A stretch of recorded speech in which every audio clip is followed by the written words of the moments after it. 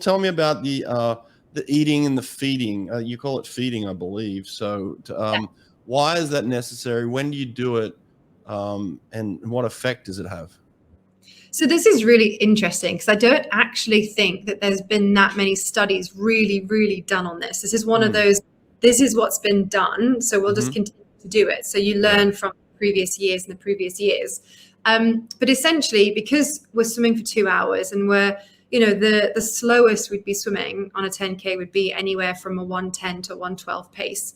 And then we would push it anywhere down to 105, 103, depending on, and that's the girls, the boys would be kind of similar. So, pushing close to what some 1500s, really good pool 1500 swimmers and 800 swimmers would be doing the last sort of 1,000, 2,000 meters of the swim.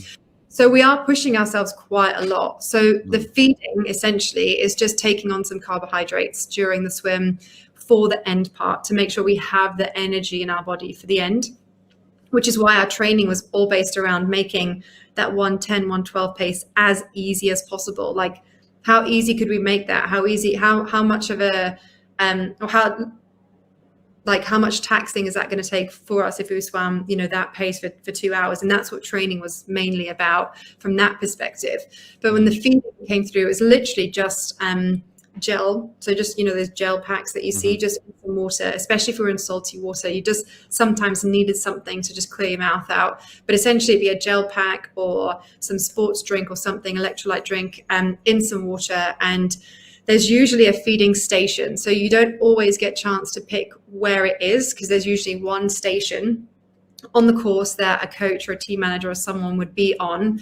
And it does look a bit ridiculous, if I'm completely honest, because essentially you can imagine 20 to 30 men and women standing on a pontoon with what looked like fishing rods. And that's pretty much what it was. They were, how stable they could be fishing rods. And on the end of the fishing rod was like a cone or like a bucket that had the drink in it. And so they would have to kind of navigate these fishing rods with a bunch of athletes coming underneath, trying not to hit swimmers, making sure your swimmer got to you. So how you could shout the loudest to make sure your swimmer got to you.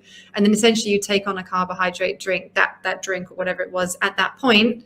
That was one version of it. The other version was if you could be what we call self-sufficient. So if you could carry them on you. So I used to wear the open back suits for this reason specifically. So I used to carry 2 in the back of my swimsuit, and then I had more control over when I took them. So the feeding station can be a real strategy point. And if you don't need to go in the feeding station, especially if it's just off course, that's when you can make some gains or catch up or, get in front of the pack quite significantly if you don't need to go in that position. So if you can feed at a different point of the swim, it usually gives you a bit more opportunity from a tactical perspective, not to kind of have to go in and do that.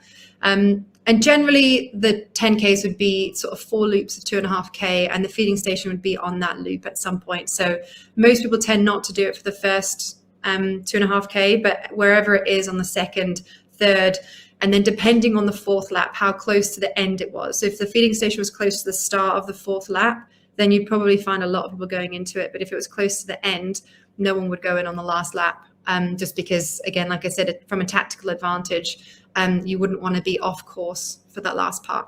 Yeah.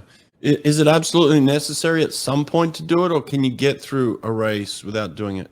Yeah, interesting. This is the point I was trying to make before, was I don't think there's been enough studies done on it to know whether you can survive, whether an athlete can make it through that whole swim. No one's tried? No one's just tried to be like, you know what, this time we're not eating this time. I guess they have done, and it just depends on many different things. I think I thinking about it now, probably could have practiced it during training a bit more, because you can replicate a 2-hour swim at those sorts of conditions. It was almost sometimes like, is it worth it or not?